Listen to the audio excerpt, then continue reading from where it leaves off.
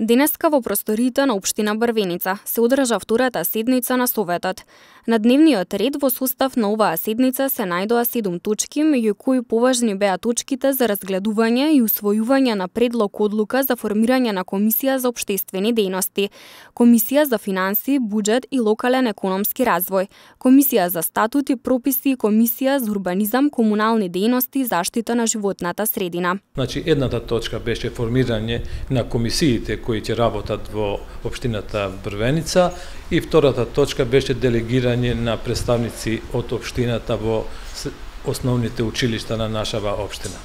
Секако дека ние сметавме дека представници од сите политички партии треба да бидат присутни и да работат во добробита на сите граѓани на општина Брвеница.